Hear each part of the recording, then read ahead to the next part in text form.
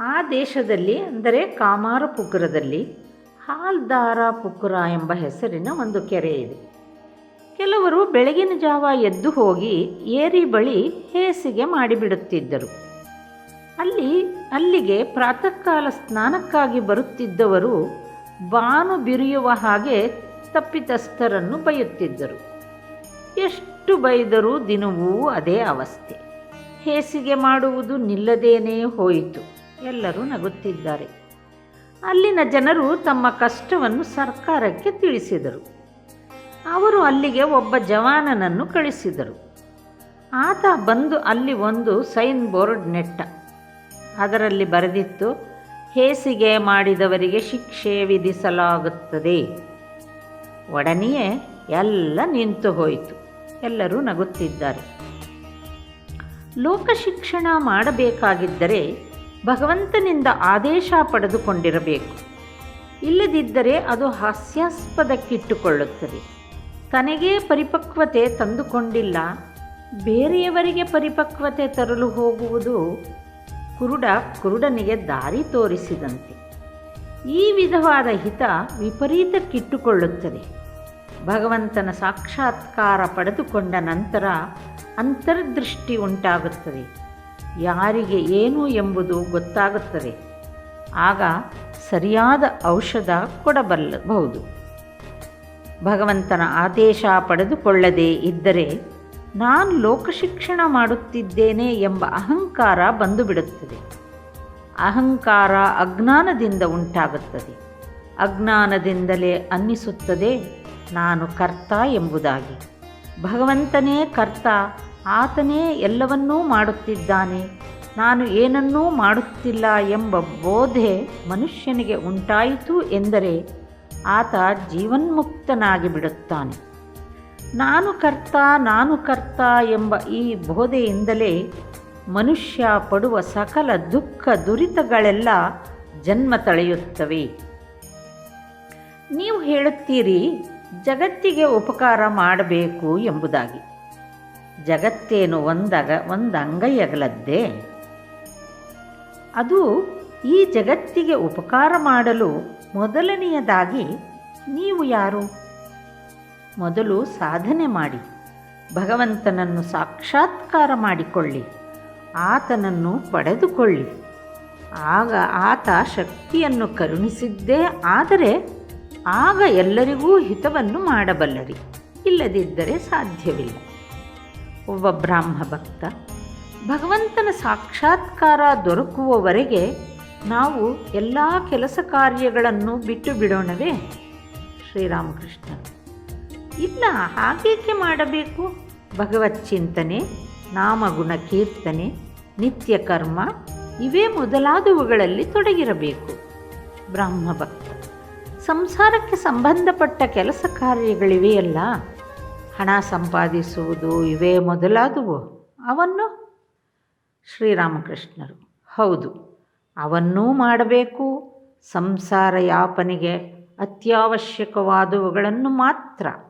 ಆದರೆ ಅದೇ ಸಮಯದಲ್ಲಿ ನಿನ್ನ ಕರ್ಮಗಳನ್ನು ನೀನು ನಿಷ್ಕಾಮ ಭಾವನೆಯಿಂದ ಜರುಗಿಸಲು ಶಕ್ತನಾಗುವಂತೆ ಭಗವಂತ ಶಕ್ತಿ ದಯಪಾಲಿಸಬೇಕೆಂದು ಕಣ್ಣೀರು ಸುರಿಸುತ್ತಾ ಏಕಾಂತದಲ್ಲಿ ಆತನನ್ನು ಪ್ರಾರ್ಥಿಸಿಕೊಳ್ಳುತ್ತಿರಬೇಕು. ನೀನು ಆತನಿಗೆ ಹೇಳಬೇಕು, ಹೇ ಭಗವಂತ, ನನ್ನ ಸಾಂಸಾರಿಕ ಕೆಲಸ ಕಾರ್ಯಗಳನ್ನು ಕಡಿಮೆ ಮಾಡಿಕೊಡು. ಇಲ್ಲದಿದ್ದರೆ ನನ್ನ ಅನುಭವಕ್ಕೆ ಬಂದಿದೆ, ಹೆಚ್ಚು ಕೆಲಸ ಬಂತು ಎಂದರೆ ನಿನ್ನನ್ನು ಮರೆತು ಬಿಡುತ್ತೇನೆ. ನಿಷ್ಕಾಮ ಕರ್ಮ ಮಾಡುತ್ತಿದ್ದೇನೆ ಅಂತ ಭಾವಿಸುತ್ತೇವೆ. ಆದರೆ ಅದು ಸಕಾಮ ಕರ್ಮ ಆಗಿಬಿಡುತ್ತದೆ. ದಾನ ಧರ್ಮಾದಿ ಕಾರ್ಯಗಳನ್ನು ಹೆಚ್ಚಾಗಿ ಮಾಡಹೋಗಿ ಕೊನೆಗೆ ಲೋಕಮಾನ್ಯನಾಗುವ ಇಚ್ಛೆ ಬಂದು ಬಿಡಬಹುದು. ಒಮ್ಮೆ ಶಂಭು ಮಲ್ಲಿಕ ತಾನು ಕಟ್ಟಿಸಬೇಕೆಂದಿರುವ ಆಸ್ಪತ್ರೆ, ಔಷಧಾಲಯ, ಸ್ಕೂಲು, ರಸ್ತೆ, ಕೊಳ ಇವೇ ಮೊದಲಾದವುಗಳ ಮಾತು ಎತ್ತಿದ. ನಾನು ಆತನಿಗೆ ಹೇಳಿದೆ, ಆ ವಿವಿಧ ಕೆಲಸಗಳಿಗಾಗಿ ಸುಮ್ಮನೆ ಹುಡುಕಿಕೊಂಡು ಹೋಗಬೇಡ. ತಾನಾಗಿಯೇ ಬರುವ ಮತ್ತು ಅತ್ಯವಶ್ಯಕವಾಗಿರುವ ಕೆಲಸ ಕಾರ್ಯಗಳನ್ನು ಮಾತ್ರ ಮಾಡು. ನಿಷ್ಕಾಮ ಭಾವನೆಯಿಂದ ಬೇಕು ಅಂತ ಹೆಚ್ಚಾಗಿ ಕೆಲಸ ಕಾರ್ಯ ಗಂಟು ಹಾಕಿಕೊಳ್ಳುವುದು ಶ್ರೇಯಸ್ಕರವಲ್ಲ. ಹಾಗೆ ಮಾಡಿದರೆ ಭಗವಂತನನ್ನು ಮರೆತು ಬಿಡಬೇಕಾಗುತ್ತದೆ. ಒಮ್ಮೆ ಕೆಲವರು ಕಾಳಿಘಟ್ಟಕ್ಕೆ ಬಂದರು. ಅವರ ಇಡೀ ಸಮಯವೆಲ್ಲ ದಾನ ಧರ್ಮಾದಿ ಕಾರ್ಯಗಳಲ್ಲೇ ಕಳೆದು ಹೋಯಿತು. ಅವರಿಗೆ ಭಗವತಿಯ ದರ್ಶನ ಮಾಡುವುದಕ್ಕೆ ಸಮಯವೇ ದೊರಕಲಿಲ್ಲ. ಮೊದಲು ಹೇಗೋ ಮಾಡಿ ಗುಂಪಿನೊಳಗೆ ನುಗ್ಗಿ ತಳ್ಳಿಸಿಕೊಂಡೋ ಕಾಳಿಯ ದರ್ಶನ ಮಾಡಿಬಿಡಬೇಕು. ಬಳಿಕ ಇಚ್ಛೆ ಬಂತು ಅಂದರೆ ದಾನ ಮಾಡು, ಇಲ್ಲದಿದ್ದರೆ ಬಿಡು. ಆದರೆ ಇಚ್ಛೆ ಬಂತು ಎಂದರೆ ಹೃದಯ ತಣಿದು ತೃಪ್ತಿಯಾಗುವವರೆಗೂ ಮಾಡು. ಭಗವಂತನ ಸಾಕ್ಷಾತ್ಕಾರಕ್ಕೆ ಕೆಲಸ ಕೇವಲ ಸಾಧನ ಮಾತ್ರ. ಅದಕ್ಕಾಗಿಯೇ ನಾನು ಶಂಭು ಮಲ್ಲಿಕನಿಗೆ ಹೇಳಿದೆ, ಒಂದು ಪಕ್ಷ ನಿನಗೆ ಭಗವಂತನ ಸಾಕ್ಷಾತ್ಕಾರ ಆಯಿತು ಅನ್ನು, ಆಗ ನೀನು ಆತನನ್ನು ನಿನಗೆ ಕೆಲವು ಆಸ್ಪತ್ರೆ, ಔಷಧಾಲಯ ಇವೇ ಮೊದಲಾದವನ್ನು ಕಟ್ಟಿಸಿಕೊಡುವಂತೆ ಕೇಳಿಕೊಳ್ಳುತ್ತೀಯಾ? ಭಕ್ತ ಎಂದಿಗೂ ಹಾಗೆ ಮಾಡುವುದಿಲ್ಲ. ಅದಕ್ಕೆ ಬದಲು ಆತನನ್ನು ಪ್ರಾರ್ಥನೆ ಮಾಡಿಕೊಳ್ಳುತ್ತಾನೆ. ಹೇ ಭಗವಂತ, ನಿನ್ನ ಪಾದ ಪದ್ಮಗಳಲ್ಲಿ ನನಗೊಂದು ಸ್ಥಾನ ಕೊಡು. ನನ್ನನ್ನು ಸದಾ ನಿನ್ನೊಡನೆ ಇಟ್ಟುಕೋ. ನಿನ್ನ ಪಾದ ಪದ್ಮಗಳಲ್ಲಿ ನನಗೆ ಶುದ್ಧ ಭಕ್ತಿ ಉಂಟಾಗುವಂತೆ ಮಾಡು. ಕರ್ಮಯೋಗ ಬಹಳ ಕಠಿಣ. ಶಾಸ್ತ್ರಗಳಲ್ಲಿ ಹೇಳಿರುವ ಕರ್ಮಗಳನ್ನೆಲ್ಲ ಈ ಕಲಿಯುಗದಲ್ಲಿ ಮಾಡಬೇಕು ಅಂದರೆ ಬಹಳ ಕಷ್ಟ. ಈ ಯುಗದಲ್ಲಿ ಅನ್ನಗತ ಪ್ರಾಣ, ಹೆಚ್ಚಾಗಿ ಕರ್ಮ ಸಾಧ್ಯವಿಲ್ಲ. ಈಗಿನವರಿಗೆ ಜ್ವರ ಬಂತು ಅಂದರೆ ಅವರಿಗೆ ಕವಿರಾಜನ ಕೈಯಲ್ಲಿ ಔಷಧ ಕೊಡಿಸಲು ಯತ್ನಿಸಿದ್ದೇ ಆದರೆ ಅದು ಅಷ್ಟು ನಿಧಾನವಾಗಿ ಕೆಲಸ ಮಾಡುತ್ತದೆ. ಅಷ್ಟರಲ್ಲಿ ರೋಗಿ ಫೈಸಲೇ ಆಗಿಬಿಡುವ ಸಂಭವ. ಈಗಿನ ರೋಗಿ ಅಧಿಕ ಕಾಲ ವಿಳಂಬವನ್ನು ತಡೆಯಲಾರ. ಈಗಿನ ಕಾಲಕ್ಕೆ ಡಿ ಗುಪ್ತನ ಔಷಧ ಕ್ವಿನೈನ್ ಮಿಕ್ಸ್ಚರ್. ಕಲಿಯುಗಕ್ಕೆ ಸೂಕ್ತವಾದ್ದು ಭಕ್ತಿಯೋಗ. ಭಗವಂತನ ನಾಮಗುಣ ಕೀರ್ತನೆ ಮತ್ತು ಪ್ರಾರ್ಥನೆ. ಭಕ್ತಿಯೋಗವೇ ಯುಗಧರ್ಮ. ಬ್ರಾಹ್ಮ ಭಕ್ತರನ್ನು ಕುರಿತು, ನಿಮ್ಮದೂ ಭಕ್ತಿಯೋಗವೇ. ನೀವು ಭಗವನ್ನಾಮ, ಭಗವತಿಯ ನಾಮಗುಣ ಕೀರ್ತನೆ ಮಾಡುತ್ತಿದ್ದೀರಿ. ಆದ್ದರಿಂದ ನೀವು ಧನ್ಯರೇ. ನಿಮ್ಮ ಭಾವ ಬಹಳ ಒಳ್ಳೆಯದು. ವೇದಾಂತವಾದಿಗಳ ಹಾಗೆ ನೀವು ಈ ಜಗತ್ತು ಸ್ವಪ್ನವತ್ ಎಂಬುದಾಗಿ ಹೇಳುತ್ತಿಲ್ಲ. ನೀವು ಆ ವಿಧದ ಬ್ರಹ್ಮಜ್ಞಾನಿಗಳಲ್ಲ, ನೀವು ಭಕ್ತರು. ನೀವು ಭಗವಂತನನ್ನು ವ್ಯಕ್ತಿ ಅಂತ ಭಾವಿಸುತ್ತೀರಿ. ಇದು ಒಳ್ಳೆಯದೇ. ನೀವು ಭಕ್ತರು. ವ್ಯಾಕುಲರಾಗಿ ಕರೆದರೆ ಖಂಡಿತ ಆತನ ಸಾಕ್ಷಾತ್ಕಾರ ಪಡೆದುಕೊಳ್ಳುತ್ತೀರಿ. ಜಹಜು ಕೊಯಲಾಘಟ್ಟದ ಹತ್ತಿರ ಲಂಗರು ಹಾಕಿತು.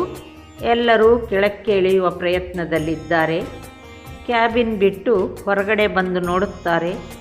ಆಶ್ವೇಜ ಪೂರ್ಣಿಮೆಯ ಚಂದ್ರ ಸುಮ್ಮನೆ ಕಿಲಕಿಲ ಅಂತ ನಗುತ್ತಿದ್ದಾನೆ. ಭಾಗೀರಥಿಯ ವಕ್ಷಸ್ಥಲ ಕೌಮುದಿಯ ಕ್ರೀಡಾಭೂಮಿಯಾಗಿ ಬಿಟ್ಟಿದೆ. ಪರಮಹಂಸರಿಗಾಗಿ ಒಂದು ಗಾಡಿಯನ್ನು ತರಿಸಲಾಯಿತು. ಮಾಸ್ಟರ್ ಮತ್ತು ಇನ್ನೂ ಕೆಲವು ಮಂದಿ ಭಕ್ತರು ಅದಕ್ಕೆ ಹತ್ತಿದರು. ಪರಮಹಂಸರು ಕೇಶವನಿಗಾಗಿ ಕೇಳಿದರು. ಆತ ಅಲ್ಲಿಗೆ ಬಂದು ಪರಮಹಂಸರನ್ನು ಕಂಡು ಅವರು ಹಿಂದಿರುಗಿ ದಕ್ಷಿಣೇಶ್ವರಕ್ಕೆ ಹೋಗಲು ಏನೇನು ವ್ಯವಸ್ಥೆ ಆಗಿದೆ ಎಂಬುದನ್ನು ವಿಚಾರಿಸಿದ. ಈಗ ಆತ ಪರಮಹಂಸರಿಗೆ ಸಾಷ್ಟಾಂಗ ಪ್ರಣಾಮ ಮಾಡಿ ಅವರ ಪಾದಧೂಳಿಯನ್ನು ತೆಗೆದುಕೊಂಡು ಅವರಿಂದ ಬೀಳ್ಕೊಳ್ಳುತ್ತಿದ್ದಾನೆ. ಗಾಡಿ ಐರೋಪ್ಯ ನಿವಾಸಿಗಳ ಬೀದಿಯಲ್ಲಿ ಮುಂದುವರಿಯುತ್ತಿದೆ. ರಸ್ತೆ ಸೊಗಸಾದ ರಾಜಮಾರ್ಗ, ಒಳ್ಳೆ ಬೆಳಕುಗಳಿಂದ ಬೆಳಗುತ್ತಿವೆ. ಇಕ್ಕೆಲಗಳಲ್ಲಿಯೂ ದೊಡ್ಡ ದೊಡ್ಡ ಬಂಗಲೆಗಳ ಸಾಲದ್ದಕ್ಕೆ ಪೂರ್ಣ ಚಂದ್ರೋದಯ ಬೇರೆ. ಪರಮಹಂಸರಿಗೆ ಬಹಳ ಆನಂದವಾಗಿ ಬಿಟ್ಟಿದೆ. ಇದ್ದಕ್ಕಿದ್ದ ಹಾಗೆ ಪರಮಹಂಸರು ಹೇಳುತ್ತಿದ್ದಾರೆ, ನನಗೆ ನೀರಡಿಕೆಯಾಗುತ್ತಿದೆ, ಏನು ಮಾಡುವುದು ಈಗ? ಗಾಡಿಯನ್ನು ಇಂಡಿಯಾ ಕ್ಲಬ್ಬಿನ ಹತ್ತಿರ ನಿಲ್ಲಿಸಿ ಕೇಶವನ ಅಣ್ಣನ ಮಗನು ನಂದಲಾಲ ವಸು ಕ್ಲಬ್ಬಿನ ಮಹಡಿ ಮೇಲಕ್ಕೆ ಹತ್ತಿ ಹೋಗಿ ಒಂದು ಗ್ಲಾಸಿನಲ್ಲಿ ನೀರು ತಂದ. ಗ್ಲಾಸನ್ನು ಚೆನ್ನಾಗಿ ತೊಳೆದಿರುವುದೇ ಎಂಬುದಾಗಿ ಪರಮಹಂಸರು ಕೇಳಿದರು. ಚೆನ್ನಾಗಿ ತೊಳೆದಿದೆ ಎಂಬ ಉತ್ತರವನ್ನು ಪಡೆದ ನಂತರ ಅವರು ಈಗ ನೀರು ಕುಡಿಯುತ್ತಿದ್ದಾರೆ. ಗಾಡಿ ಮುಂದುವರಿಯಲಾರಂಭಿಸಿತು. ಪರಮಹಂಸರು ಮಕ್ಕಳ ಹಾಗೆ ತಲೆಯನ್ನು ಕಿಟಕಿಯಿಂದ ಹೊರಕ್ಕೆ ಚಾಚಿ ರಸ್ತೆಯಲ್ಲಿ ತಿರುಗಾಡುತ್ತಿರುವ ಜನ, ಕುದುರೆ ಮತ್ತು ಎಲ್ಲೆಲ್ಲೂ ಹರಡಿರುವ ಚಂದ್ರನ ಬೆಳಕು ಇವನ್ನೆಲ್ಲ ಬಹಳ ಕುತೂಹಲದಿಂದ ನೋಡುತ್ತಿದ್ದಾರೆ. ಅಲ್ಲಲ್ಲಿ ಐರೋಪ್ಯ ಮಹಿಳೆಯರು ಪಿಯಾನೋ ನುಡಿಸುತ್ತಿರುವುದೂ ಅವರ ಕಿವಿಗೆ ಬೀಳುತ್ತಿದೆ. ಅವರು ಬಹಳ ಆನಂದಾವಸ್ಥೆಯಲ್ಲಿದ್ದಾರೆ. ಗಾಡಿ ಸುರೇಶ ಮಿತ್ರನ ಮನೆಯ ಹತ್ತಿರಕ್ಕೆ ಬಂದು ನಿಂತಿತು. ಆಗ ಪರಮಹಂಸರು ಒಬ್ಬ ದೊಡ್ಡ ಭಕ್ತ. ಅವರು ಆತನನ್ನು ಪ್ರೀತಿಯಿಂದ ಕರೆಯುತ್ತಿದ್ದರು ಸುರೇಂದ್ರ ಎಂಬುದಾಗಿ. ಆತ ಮನೆಯಲ್ಲಿ ಇರಲಿಲ್ಲ. ಆ ಮನೆಯವರು ಪರಮಹಂಸರಿಗೂ ಅವರ ಜೊತೆಯಲ್ಲಿ ಬಂದಿದ್ದವರಿಗೂ ಕುಳಿತುಕೊಳ್ಳಲು ನೆಲ ಅಂತಸ್ತಿನ ಒಂದು ಕೊಠಡಿಯನ್ನು ತೆರೆದಿಟ್ಟರು. ಗಾಡಿ ಬಾಡಿಗೆ ಕೊಡಬೇಕಾಗಿದೆ. ಸುರೇಂದ್ರ ಇದ್ದಿದ್ದರೆ ಆ ವಿಷಯವಾಗಿ ಯೋಚನೆ ಮಾಡಬೇಕಾಗಿಯೇ ಇರಲಿಲ್ಲ. ಪರಮಹಂಸರು ಒಬ್ಬ ಭಕ್ತನಿಗೆ ಹೇಳಿದರು, ಬಾಡಿಗೆಯನ್ನು ಏಕೆ ಮನೆ ಹೆಂಗಸರನ್ನೇ ಕೇಳಿ ತೆಗೆದುಕೊಳ್ಳಬಾರದು? ಅವರಿಗೆ ನಾನೇನು ಹೊಸಬನಲ್ಲ. ಎಲ್ಲರೂ ನಗುತ್ತಿದ್ದಾರೆ. ಸುರೇಂದ್ರನ ಮನೆಯ ಹತ್ತಿರವೇ ವಾಸಿಸುತ್ತಿದ್ದ ನರೇಂದ್ರನಿಗೆ ಹೇಳಿ ಕಳುಹಿಸಲಾಯಿತು. ಇಷ್ಟರಲ್ಲಿ ಮನೆಯವರು ಪರಮಹಂಸರನ್ನು ಮತ್ತು ಅವರೊಡನೆ ಬಂದಿದ್ದವರನ್ನೆಲ್ಲ 2ನೇ ಅಂತಸ್ತಿನಲ್ಲಿದ್ದ ಬೈಚಕ್ಕಾನೆಗೆ ಕರೆದುಕೊಂಡು ಹೋಗಿ ಕೂರಿಸಿದರು. ನೆಲಕ್ಕೆ ಜಮಖಾನೆ ಹಾಸಿ ಅದರ ಮೇಲೆ ಬಿಳಿ ಬಟ್ಟೆ ಹಾಸಿದೆ. ಕೆಲವು ದಿಂಬುಗಳನ್ನು ಅಲ್ಲಿ ಇಲ್ಲಿ ಹಾಕಿದೆ. ಸುರೇಂದ್ರ ವಿಶೇಷ ಯತ್ನದಿಂದ ಬರೆಯಿಸಿದ ಒಂದು ತೈಲಚಿತ್ರ ಗೋಡೆಯ ಮೇಲೆ ತೂಗು ಹಾಕಿದೆ. ಅದರಲ್ಲಿ ಪರಮಹಂಸರು ಬೆರಳು ಮಾಡಿ ಕೇಶವನಿಗೆ ತೋರಿಸುತ್ತಿದ್ದಾರೆ. ಹಿಂದೂ, ಮುಸಲ್ಮಾನ, ಕ್ರಿಶ್ಚಿಯನ್, ಬೌದ್ಧ ಇವೇ ಮೊದಲಾದ ಧರ್ಮಗಳ ಸಮನ್ವಯವನ್ನು. ಪರಮಹಂಸರು ನಗುತ್ತಾ ಮಾತುಕತೆ ಆಡುತ್ತಿದ್ದಾರೆ. ಈಗ ನರೇಂದ್ರ ಬಂದಿದ್ದಾನೆ. ಪರಮಹಂಸರಿಗೆ ಆನಂದ ಇಮ್ಮಡಿಯಾಗಿ ಬಿಟ್ಟಿತು. ಅವರು ಆತನಿಗೆ ಹೇಳುತ್ತಿದ್ದಾರೆ, ಈ ದಿನ ನಾನು ಕೇಶವನೊಡನೆ ನೌಕಾವಿಹಾರಕ್ಕೆ ಹೋಗಿದ್ದೆ. ವಿಜಯನೇ ಮೊದಲಾದ ಅನೇಕ ಬ್ರಾಹ್ಮ ಭಕ್ತರೂ ಬಂದಿದ್ದರು. ಮಾಸ್ಟರನ್ನು ತೋರಿಸಿ, ಇವನನ್ನು ಕೇಳು, ನಾನು ಹೇಗೆ ವಿಜಯನಿಗೆ ಮತ್ತು ಕೇಶವನಿಗೆ ತಿಳಿಸಿದೆ. ತಾಯಿ ಮಗಳು ಪ್ರತ್ಯೇಕವಾಗಿ ಮಂಗಳಗೌರಿ ವ್ರತ ಆಚರಿಸುವುದನ್ನು, ಜಟಿಲೆ ಕುಟೆಯಲೆಯರಿಲ್ಲದಿದ್ದರೆ ಕ್ರೀಡೆ ಸ್ಫೂರ್ತಿಗೊಳ್ಳದು ಎಂಬುದನ್ನು. ಮಾಸ್ಟರಿಗೆ, ಏನೋ ಅಲ್ಲವೇ? ಮಾಸ್ಟರ್, ಹೌದು, ನಿಜ. ಆಗಲೇ ಬಹಳವಾಗಿ ರಾತ್ರಿಯಾಗಿಬಿಟ್ಟಿದೆ. ಆದರೂ ಸುರೇಂದ್ರ ಇನ್ನೂ ಬರಲಿಲ್ಲ. ಪರಮಹಂಸರು ದಕ್ಷಿಣೇಶ್ವರಕ್ಕೆ ಹೊರಡಬೇಕಾಗಿದೆ. ಒಂದು ಗಾಡಿಯನ್ನು ಮಾಡಿಕೊಂಡು ಬಂದದ್ದಾಯಿತು. ಮಾಸ್ಟರ್ ಮತ್ತು ನರೇಂದ್ರ ಅವರಿಗೆ ಪ್ರಣಾಮ ಮಾಡಿ ಅವರಿಂದ ಬೀಳ್ಕೊಂಡರು. ಪರಮಹಂಸರ ಗಾಡಿ ಬೆಳದಿಂಗಳ ಹಾಲು ಚೆಲ್ಲಿದಂತಿದ್ದ ರಸ್ತೆಯಲ್ಲಿ ದಕ್ಷಿಣೇಶ್ವರಕ್ಕೆ ಮುಂದುವರಿಯುತ್ತಿದೆ.